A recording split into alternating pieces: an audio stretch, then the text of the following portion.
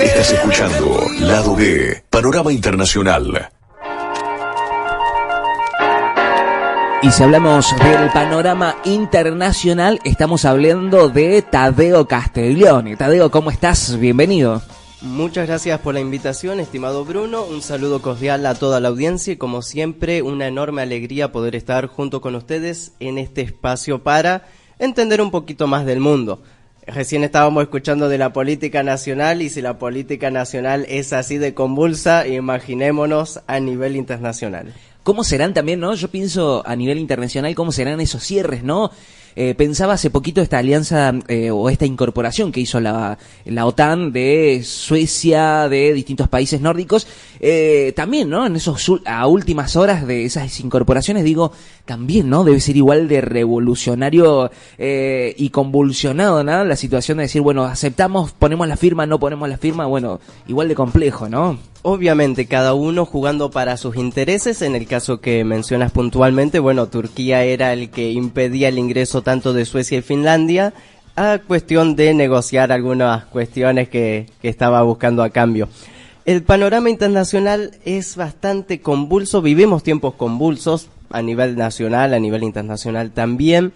Esto es debido a un cambio de época, un cambio de era, que estamos en plena transición entre lo que solemos llamar mundo unipolar a mundo multipolar. Y por eso tenemos tiempos bastante complicados, bastante extensos que estamos transitando, y bueno, eso se ve reflejado en todos los ambientes. Muy bien, bueno, algo que yo siempre lo tengo así, me vas a desburrar en esta cuestión.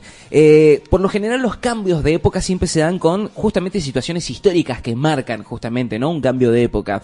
Hablamos de la finalización de la Segunda Guerra Mundial, hablamos de la caída del muro de Berlín como una cuestión que marca el fin de una era que era el comunismo y comienza otra era justamente de esta división. ¿Se puede tomar esta época en donde hay guerras, una tercera guerra? No quiero ser tremendista, ¿no? Pero hay una tercera guerra quizás que se está cocinando a fuego lento. ¿Se puede hablar hoy que estamos atravesando justamente ese cambio de época, un cambio de época histórico más? Es tal cual como mencionas, estimado Bruno. Aquí hay que tener en cuenta algo interesante que se solía decir en la antigüedad. Después de una peste viene una guerra.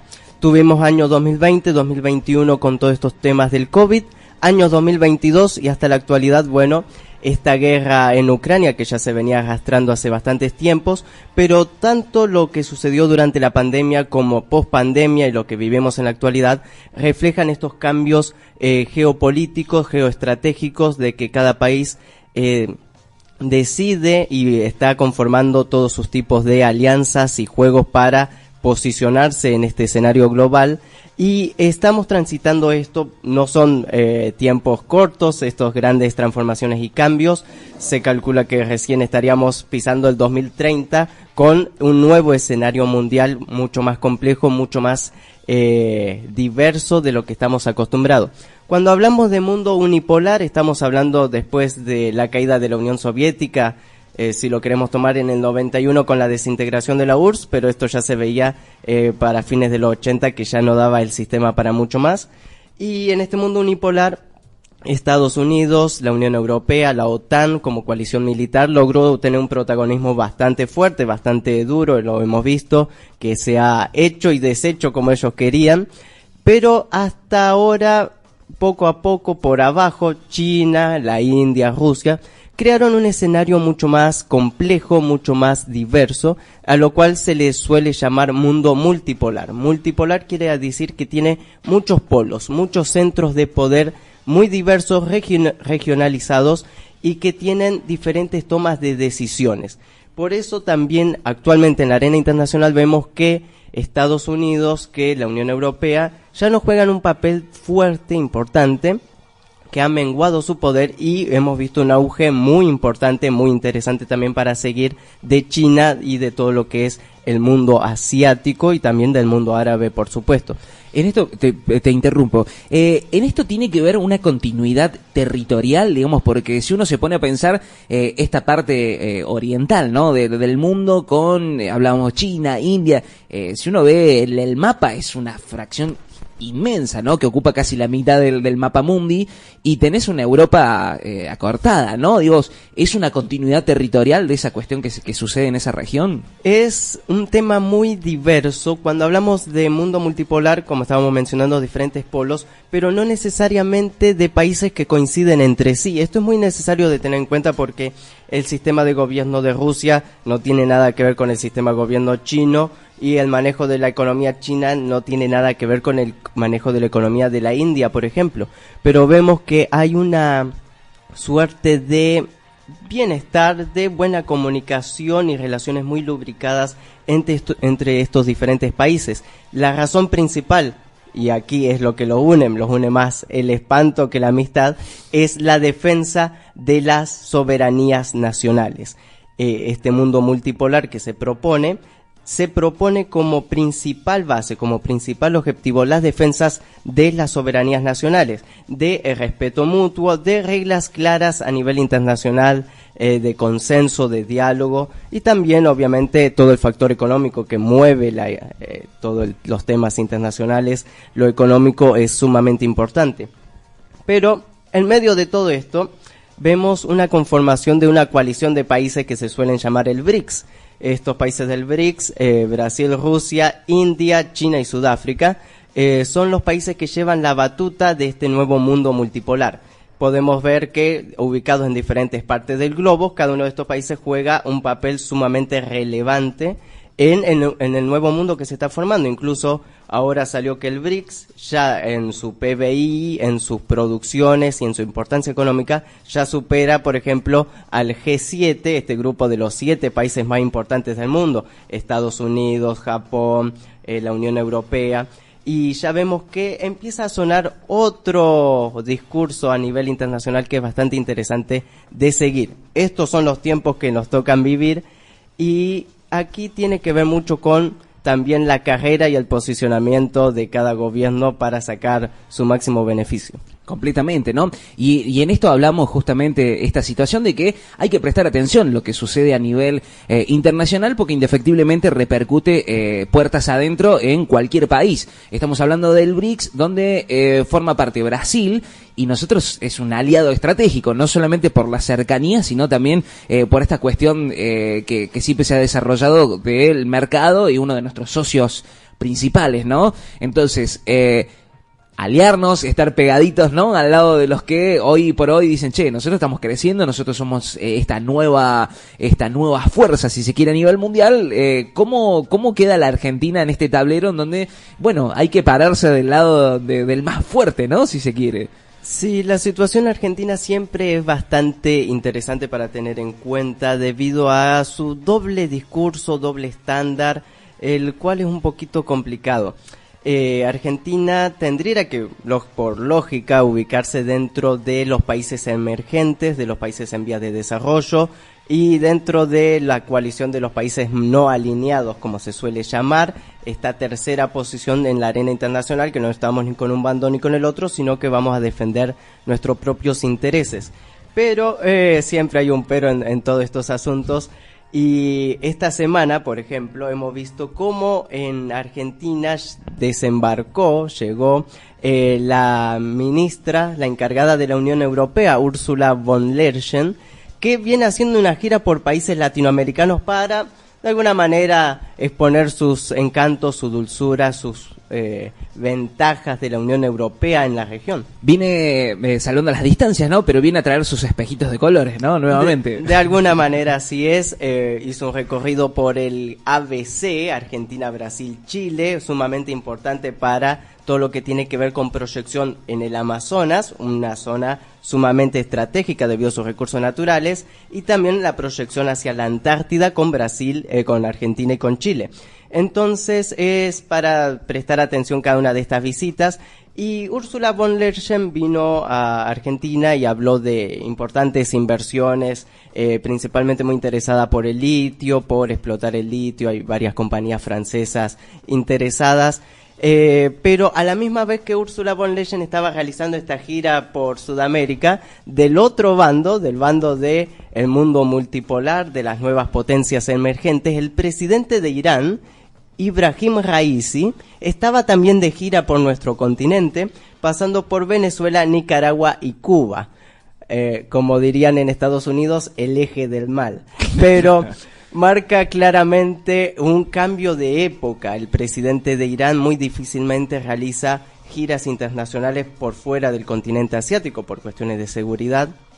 Y esta gira enmarcaba algo muy interesante, porque Ursula von der Leyen vino a la Argentina, a Brasil, a Chile, y dijo que hay un total de 12.000 millones de dólares que ellos piensan invertir en los 3 países repartidos. Claro, si ustedes me acompañan, nosotros vamos a invertir esta cantidad, ¿no? Exacto, pero del otro lado llega el presidente de Irán a Venezuela y dice, les vamos de acá a un año 10.000 millones de dólares en inversiones, en un solo país, en menos de un año, y con inversiones, bueno, ganar, podríamos llamarlo, en un país con crisis. Es casi como una subasta, ¿no? ¿Quién da más? ¿No? Básicamente a ver cuál de los países acompaña. Y así estamos. Pero es bastante llamativo estas 2 visitas que se sobreponían una con la otra, y también a qué países visitaba cada uno, porque también habla sobre el futuro posicionamiento de estos países a nivel global. El mundo multipolar tiene las ventajas en las cuales no te van a absorber en sí mismo como Estado-nación. Vimos que desde Estados Unidos la imposición cultural, los cambios culturales que ellos buscaban, el Hollywood, la comer hamburguesa, el McDonald's, bueno, todo eso que a nosotros nos gusta, ¿eh? Totalmente. Y de hecho yo aprendí un poco de esta división mundial con Rocky, ¿no? Ver a Rocky contra el ruso, yo logré entender recién en esa película cómo estaba dividida la cuestión, ¿no? Bueno, esa maquinaria yankee que aún, bueno, está como una fiera herida, ¿no? Ya en retroceso. Sí. Obviamente tiene sus ventajas y sus desventajas, es como todas las cosas, no lo podemos negar. Pero este mundo unipolar también tenía que ver con sus imposiciones en la política, en la economía, los recortes en las economías, las privatizaciones de empresas claves para que grandes transnacionales se apoderen de los diversos recursos. Y del otro lado, el mundo multipolar es un mundo bastante complejo, en lo cual, como estábamos destacando, se respeta las soberanías nacionales. Y hay un abanico muy amplio de países de derecha, izquierda, cóncavo, convexo, como los queramos llamar, de todas las direcciones que conforman estos países. Y entonces nosotros podemos pensar, bueno, entonces ¿qué los une? Como estábamos mencionando, los une que hayan reglas claras en la arena internacional y que ya no sean los mismos de siempre quienes impongan su juego y todas sus situaciones. Argentina está en un limbo, en un veremos, para qué lado se juega. Estuvo Massa en China, pero después a la semana reciben a von der Leyen de la Unión Europea, entonces es bastante confuso un poco la situación, y como siempre hasta último momento no sabremos cómo va a parar esta situación, al menos a nivel nacional. A nivel internacional, la expansión de China todavía está en su pleno auge, tiene un nivel de proyección a futuro bastante amplio. El proyecto de la nueva ruta de la seda, que es el proyecto económico más grande a nivel mundial y de la historia de la humanidad, es impresionante, sigue en pleno desarrollo, y sus potencialidades incluyen también la Argentina, incluso el puerto que quería poner China en Tierra del Fuego, el cual era sumamente estratégico porque el puerto ya te dejan la estructura para incluso utilizarlo a nivel nacional. Hubiera sido muy estratégico debido a las rutas comerciales. Claro, ¿no? Porque estamos hablando de...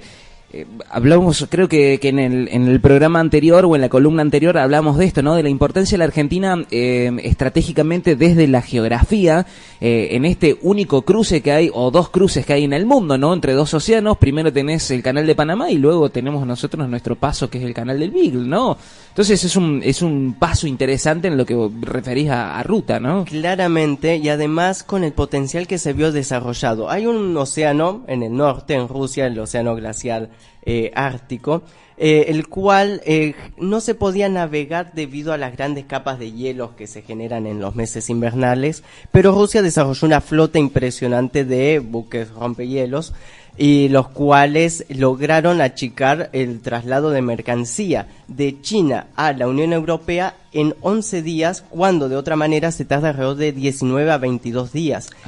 Es una ruta potencial, y lo mismo se podría desarrollar al nivel sur. El sur-sur, tanto de Argentina como en el otro nuestro vecino del otro lado del charco, Sudáfrica, son dos posiciones sumamente estratégicas que todavía no se han potenciado en su desarrollo económico.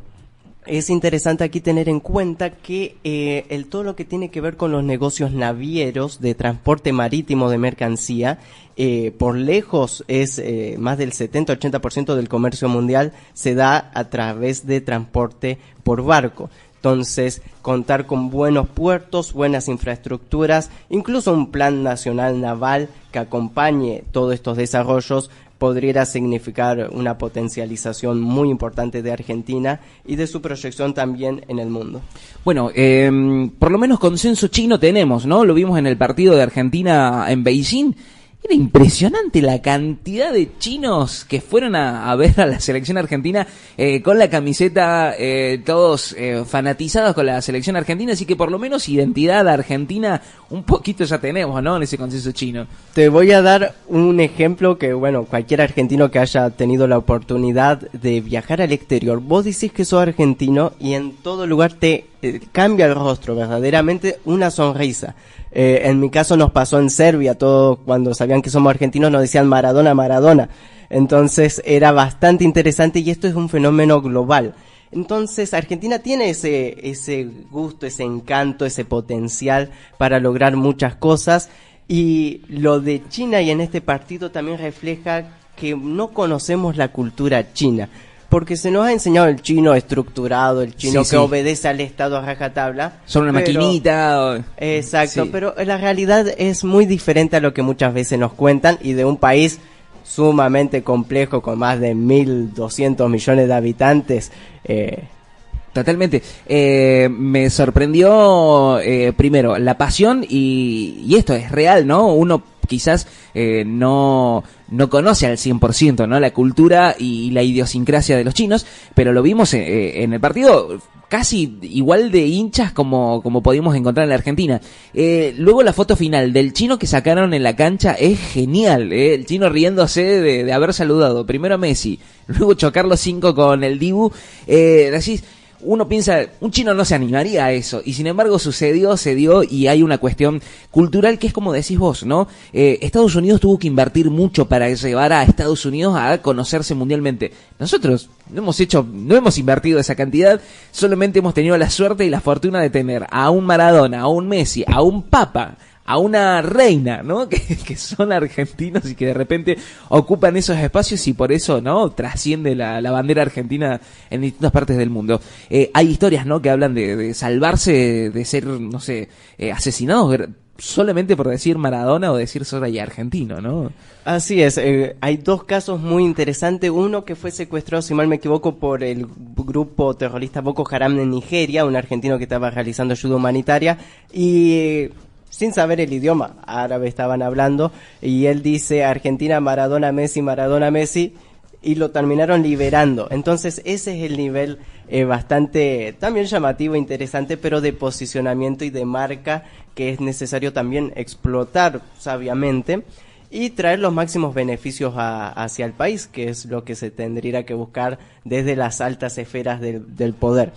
Pero bueno, así están las cosas. A nivel internacional también esta semana, hablando de este desarrollo económico y de las potencialidades económicas, está el Foro Económico de San Petersburgo, la capital cultural de Rusia, y en este foro están presentes más de 140 países, un foro económico muy diverso que habla de todos los tipos de avances tecnológicos como se dan en esta serie de exposiciones, desde la agricultura hasta tecnología espacial, todo en el mismo foro.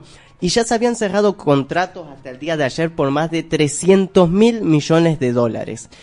En estos cierres, ¿no? En estos acuerdos, ¿finalmente se terminan ejecutando o son solamente anuncios como para ir estimulando, digamos, algunas cuestiones? Bueno, cuando habla Rusia hay que tener cuidado, porque si un ruso llega a decir mal un dato o un número, les cuesta su puesto. Eso hay que tenerlo siempre en claro. Entonces, cuando habla Rusia, más no es cuando habla un criollo de los nuestros que podemos subestimar, sino que estamos hablando de datos duros y concretos. Y un tema interesante también dentro de este mundo multipolar es el fin de la hegemonía del dólar a cambio de las monedas nacionales. También el día de ayer, en medio de esta exposición en San Petersburgo, las dos compañías petroleras, Rosneft, que es la petrolera más grande de Rusia y una de las más grandes del mundo, junto con la petrolera nacional de China, CNPC, que es la petrolera nacional de China, acordaron que todas las transacciones de aquí hacia adelante únicamente se iban a dar en rublos y en yuanes. Otro cambio también de época muy interesante para tener en cuenta. Algo que se dio y se acentuó cuando justamente se dio inicio, ¿no?, a esta guerra que está sucediendo en Ucrania. Dijeron europeos y estadounidenses, dijeron, sí, bueno, ¿sabes qué? Lo vamos a bloquear de manera, justamente comercial. Y Rusia dijo, ok, bueno, ¿saben qué? A partir de ahora me pagan todo en rublos, ¿no? E hizo crecer la moneda de una manera que no se imaginaron, ¿no? Pensaban que le iban a hacer un daño y terminaron beneficiando a estas monedas. Interesante para poder traernos a la próxima columna qué va a suceder justamente con qué sucede con el dólar, qué sucede con las monedas, cuando tanto se habla de dolarización en la Argentina. Ir pensando que el dólar va a dejar de ser tan fuerte como pensamos que es. Veremos qué sucede en la Argentina. Antes de cerrar ya la columna, te pregunto, y no sé si con esto te saco un poco de la columna, pero teniendo en cuenta que mañana, el lunes, la selección va a estar jugando con Indonesia. ¿Indonesia es un país industrializado o suponemos que es un país industrializado? Indonesia es uno de los países con una población sumamente importante y que está en vías de desarrollo. Todo el sudeste asiático hay que tener en cuenta porque la industria textil y las industrias de manufactura están precisamente en estos países, y la proyección de Indonesia dentro de la coalición de los países que se llaman ASEAN, que es la coalición de los países del sudeste asiático, es verdaderamente muy importante y muy interesante, por lo cual Indonesia a tenerlo también en cuenta, no en el fútbol, pero sí va a estar es interesante cómo ha venido desarrollándose a nivel internacional. Muy bien, bueno, a argentinizar todo el mundo, yo creo que eso ha sido la misión futbolística de la selección argentina, es salir a argentinizar el mundo. Bueno, saldremos a argentinizar a los ¿cómo es el gentilicio de los de Indonesia? Indonesios, muy bien. Tadeo, muchísimas gracias por tu columna y por contarnos qué sucede a nivel internacional. Muchas gracias, estimado Bruno, un saludo cordial a toda la audiencia y como siempre, bueno, una enorme alegría estar con ustedes y bueno, nuestro compromiso reiterado con la verdad y con poder exponer estos temas, muchas veces complejos, pero necesarios. Esto sucede en el mundo y nosotros te lo contamos acá en Lado B. 3 minutos han pasado de las 10 de la mañana. Podés ponerte en contacto con nosotros a través de nuestro WhatsApp. Contanos cómo vas a estar encarando este fin de semana largo. ¿Te vas a algún lado? ¿Tenés pensado hacer algo rico al mediodía? ¿Tenés pensado ir a celebrar con el viejo mañana el Día del Padre? ¿Estás saliendo a esta hora a buscar algún regalito? Bueno, contanos 299-570-9771. Nosotros te seguimos acompañando con buena música. Al regreso vamos a estar justamente en comunicación telefónica con el diputado provincial Andrés Peresini, donde vamos a estar dialogando de lo que está sucediendo justamente a nivel local y preguntarle si realmente va a estar presentándose para las próximas elecciones. Dale, hasta las 11 seguimos haciendo juntos Lado B por América 92.9. Estás escuchando Lado B